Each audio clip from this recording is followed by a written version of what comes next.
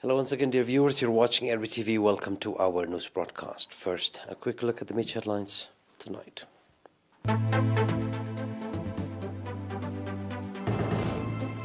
Strengthening bilateral relations between Eritrea and Kuwait.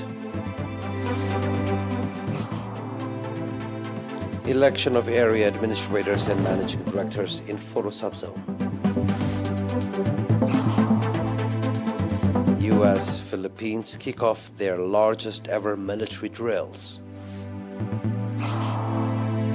Spain unveils a $17 billion economic plan to ease the effect of Ukraine war. In our domestic news, the Charge d'Affaires at the Eritrean Embassy in Kuwait, Mr. Ahmed Yahya, met and held talks with Assistant Foreign Minister of Kuwait for African Affairs, Ambassador Ali Suleiman Al Said, focusing on strengthening bilateral relations.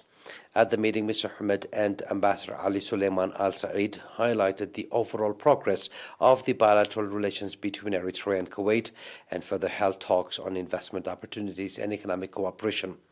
Both sides also agreed on implementing the cooperation protocol previously signed between the two countries on various sectors, including education and health. Ambassador Ali Suleiman Al Said, Assistant Foreign Minister of Kuwait for African Affairs, expressed his country's readiness to expand and develop relations with Eritrea and other Eastern African countries.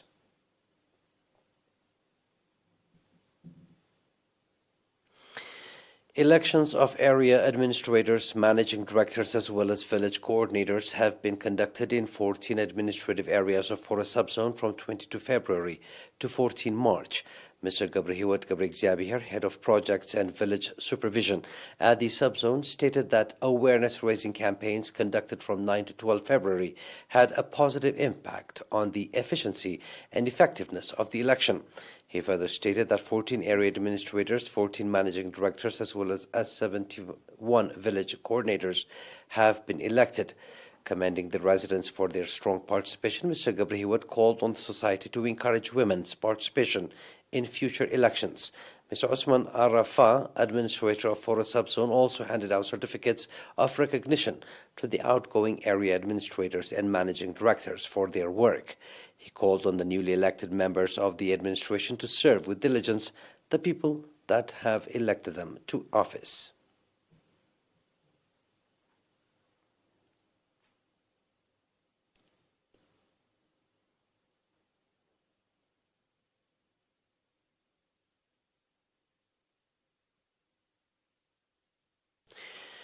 Three months vocational training program has been given to 35 students that included 15 girls in Sawa. The Sawa Vocational Training Center and the National Service Training Center organized the training jointly with the National Union of Eritrean Youth and Students. At the graduation ceremony conducted on 26 March, Mr. Hassan Mohammed Noor, head of NUIS in Sawa, stated that the training included video editing and graphics and called on the graduates to upgrade their skills to practice and become role models to other peers. Mr. Tasfai Tawalda, director of the Center of the Vocational Training Center, on his part, underscored the significance of the training program in empowering the capacity of the youth. He called on the graduates to practically apply what they have learned and transform their lives. Prizes were also handed out to outstanding trainees. Those are domestic news. Please stay tuned for the international right after a short break.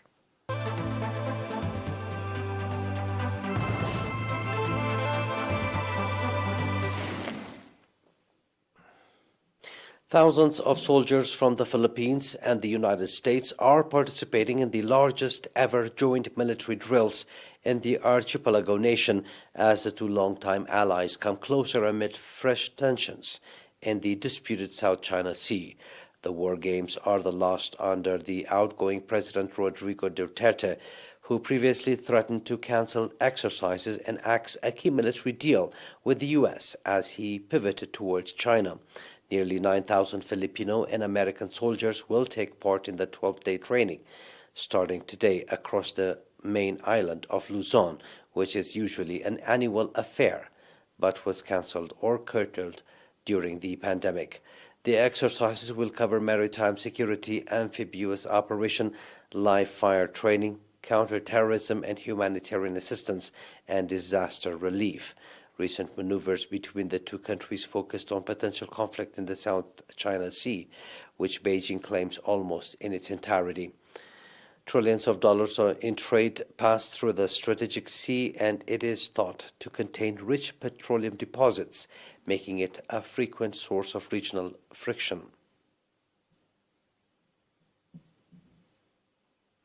Spanish Prime Minister Pedro Sánchez has announced a 16 billion euro economic plan that includes state aid and loans to help businesses and households weather the sharp rise in emergency costs due to Russia's war in Ukraine. The plan provides for tax cuts worth 6 billion euros and a further 10 billion euros in aid from the state-owned development bank ICO. Sánchez told business leaders in Madrid today.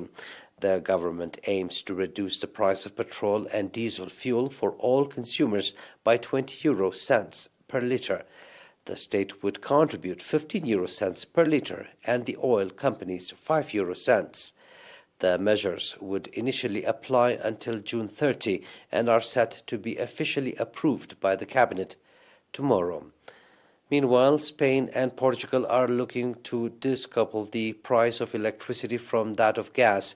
The two countries are due to present a plan to the European Commission this week on how much the reference price of natural gas, which is used to calculate the electricity price, should be reduced to.